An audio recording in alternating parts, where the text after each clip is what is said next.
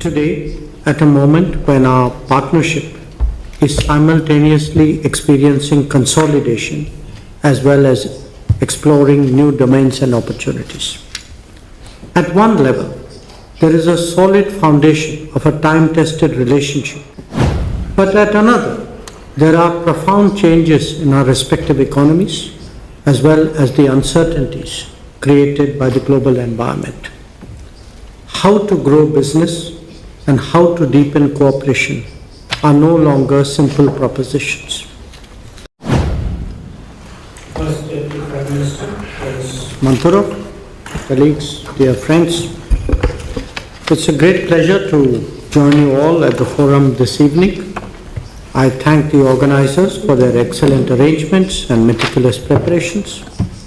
It has been interesting listening to various policy perspectives and sectoral viewpoints from all of you. I thank all presenters and take the opportunity to share my own thoughts on India-Russia economic cooperation. We are today at a moment when our partnership is simultaneously experiencing consolidation as well as exploring new domains and opportunities. At one level, there is a solid foundation of a time-tested relationship on which we now seek to build a more contemporary cooperation. But at another, there are profound changes in our respective economies as well as the uncertainties created by the global environment. How to grow business and how to deepen cooperation are no longer simple propositions. Let me start with the big picture. In the last few years, we have experienced the impact of the COVID pandemic, of conflicts, of political and economic shifts, of new technologies, and also of trade volatility.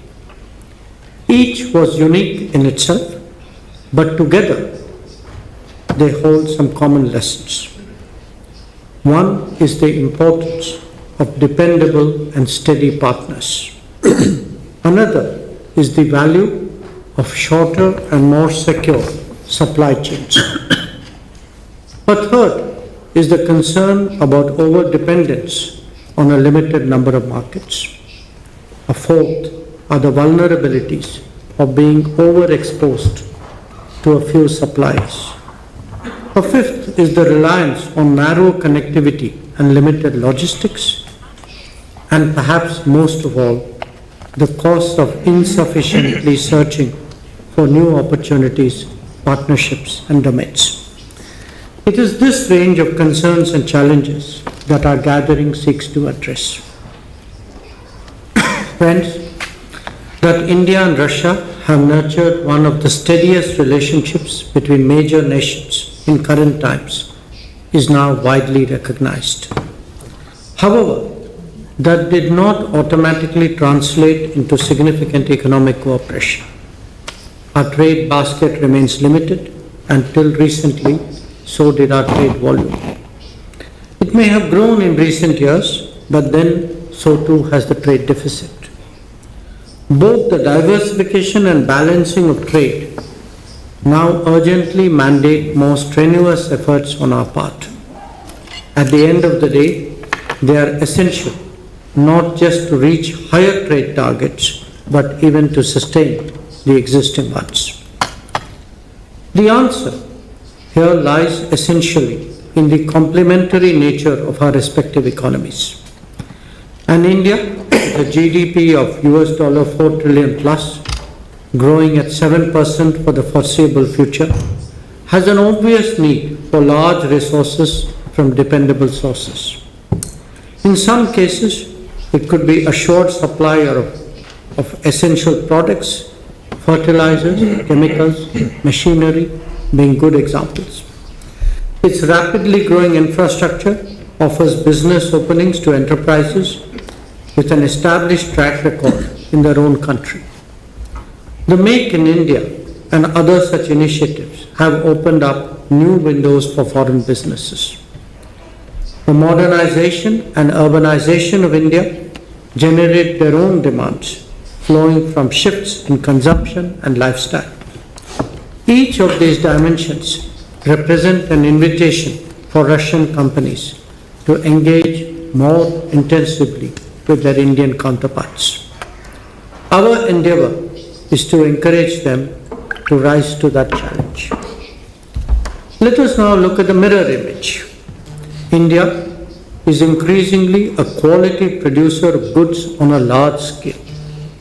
This can ensure an affordability and accessibility visible in fields like healthcare.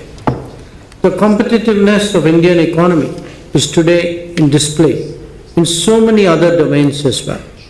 It extends from engineering and construction materials to electronics, auto components, and fashion products. When it comes to food and agriculture, we both have our particular strengths. Another area that has considerable potential is the mobility of skilled manpower.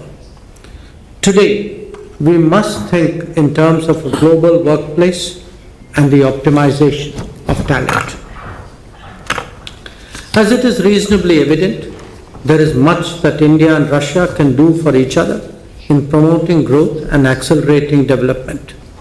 What we seek to do as governments is to provide the guidance and create conditions for economic activities to take place. Clearly, much centers around trade, but there is growing willingness to contemplate more investments, joint ventures, and other forms of collaboration. First Deputy Prime Minister Mantarop and I are here amongst you to encourage those processes. We want to send you all a clear message that an enduring strategic partnership must have a strong and sustainable economic component. Realizing that means moving on multiple fronts. We have today concluded the terms of reference for the India-Eurasian Economic Union FTA.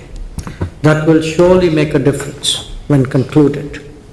We spoke about motivating joint ventures in key areas where the demand is already established. Some initiatives of significant investment levels were also spoken about. Our skilling and mobility endeavors have started to take off. The desire to improve connectivity is also expressed through multiple options.